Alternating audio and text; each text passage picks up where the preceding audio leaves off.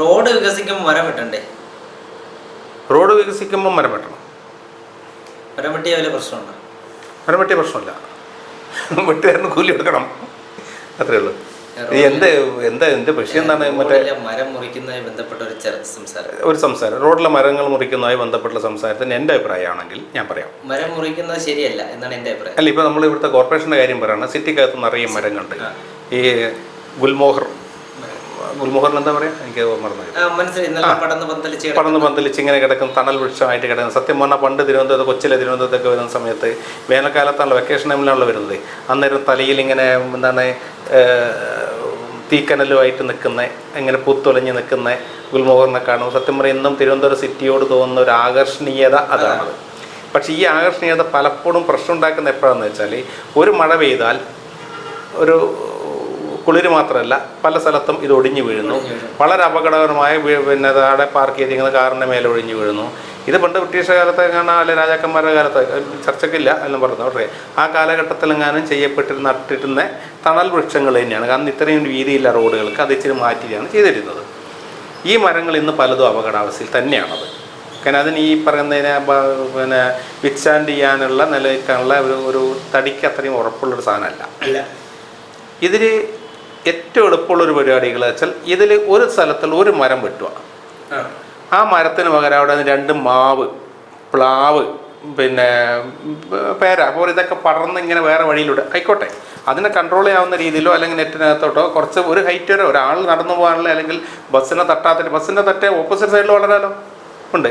ഈ പ്ലാവ്, മാവ്, പുളി, തമിഴ്നാട്ടിൻ്റെ സൈഡിലൂടെ ഒക്കെ പലയിടത്തും പുളി മരങ്ങൾ കണ്ടമാനമുണ്ട് ഉണ്ട്. ഇതിപ്പോൾ അവസാനം പറയുന്ന പോലെ ഈ മാവ് നാട്ടുകാർ പറിച്ചുകൊണ്ട് പോട്ടെ, അതിലുള്ള മാങ്ങയാണല്ലോ താഴെ വീണാലും ആൾക്കാർ കൊണ്ട്. അപ്പോൾ നാടൻ മാവുകൾ ഇപ്പോഴും നമ്മുടെ പല സ്ഥലങ്ങളിലും ഉണ്ട്, പല റോഡിൻ്റെ സൈഡിലും ആ നാടൻ മാവുകളുണ്ട്. അപ്പോൾ മറ്റേ മരങ്ങളുടെ അത്രയും പെട്ടെന്ന് ഇത് ഒടിഞ്ഞു പോകുന്നില്ല.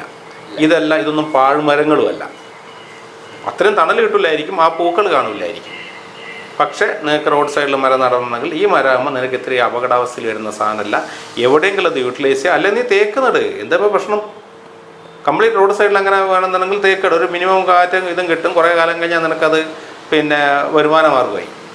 പിന്നെ ഇപ്പം മരം വെട്ടാൻ ഒന്നിച്ച് വെട്ടരുത്. ഇതിപ്പം മരം വെട്ടാൻ പോകുമ്പോഴും നീ നേരത്തെ പറഞ്ഞ പോലെ കുറേ കുമാരന്മാരും കുമാരിമാരും വന്നിട്ട് ഇന്ന് വരെ ഒരു മരമെങ്കിലും നടാത്ത ആൾക്കാരും വന്നിട്ട് കെട്ടിപ്പിടിച്ച് കൊടുക്കുകയൊക്കെ ചെയ്യും. അതുതന്നെ പബ്ലിസിറ്റിക്ക് കൊണ്ട് ഒരാളൊക്കെ ആകട്ടെ. ഞാൻ പറഞ്ഞത് എൻ്റെ അഭിപ്രായം ഇതാണത്. ഈ മരങ്ങൾ മാറ്റി ആ മരങ്ങളുണ്ട്. എന്തിനാണ് ഈ വേസ്റ്റ് മരങ്ങൾ ഉണ്ടാക്കുന്നുള്ളത്? തേക്ക് നട്, ഈട്ടി നട്, ചന്ദനം നട്. പ്ലാവിന് ആൾക്കാർ പറിച്ചുകൊണ്ട് പോകണ്ടേ? നമ്മുടെ കോർപ്പറേഷനിലുള്ള ജനങ്ങളല്ലേ പറിക്കേണ്ടത്? ഇനി അല്ലെങ്കിൽ മനുഷ്യനല്ലേ തിന്നുന്നത്, തിന്നാനല്ലേ? അത് പിന്നെ ഒരു സമയം വരെ പറിക്കരുത് വരെ, അത് നീ പറിക്കാൻ പറയണം. കടലല്ല നീ പിന്നെ മീൻ പിടിക്കാൻ പോകുന്ന അവിടെ കാശ് കൊടുത്തിട്ടാണോ? അല്ലല്ലോ. അതുകൊണ്ട് നിന്റെ മരം മുറിക്കുന്ന കാര്യം പറഞ്ഞാൽ, മരം നീ റോഡ് വികസിക്കണമെങ്കിൽ മരം മുറിക്കണം. ഹൈവേ വികസിച്ചപ്പോൾ പിന്നെ മരം മാത്രമാണ്, വീടും ഇതും എല്ലാം പൊളിച്ചു മാറ്റി, പള്ളി അമ്പലം എല്ലാം പൊളിച്ചു മാറ്റിയതല്ല ചെയ്തിരിക്കുന്നത്. പിന്നെന്താ ഒരു മരം മുറിക്കാൻ ഇത്രയ്ക്ക് വലിയ വിഷയമുള്ളത്? മറ്റേത് മരം മുറിക്കാൻ തടസ്സം നിൽക്കുന്നവൻ മരത്തിനോട് സ്നേഹമുള്ളവനല്ല. അവന്മാരാരെങ്കിലും നട്ടു വളർത്തിയ കുറച്ച് മരങ്ങൾ കൊണ്ട് കാണിച്ചു തരാൻ പറ. ഇല്ലല്ലോ, സഞ്ചി തൂക്കി അടക്കലല്ല മരം ഇതിനുള്ള സ്നേഹം എന്ന് പറയുന്നത്. ഞാൻ അട്ടപ്പാടിയുള്ള സമയത്ത് ഞങ്ങളവിടെ ഞാനായിട്ട് എന്ന് പറയുന്നതല്ല, ഞങ്ങളുടെ ഒരു ഗ്രൂപ്പ് അവിടെ കണ്ടമാനം സാധനങ്ങൾ ചെയ്തിട്ടുണ്ട്. അട്ടപ്പാടിയിൽ വീണ്ടും മറ്റേ മരുഭൂമിയിലേക്ക് മണ്ണിലായിട്ടൊന്നും ചോദിക്കണ്ട എന്നാണ് പറഞ്ഞത്.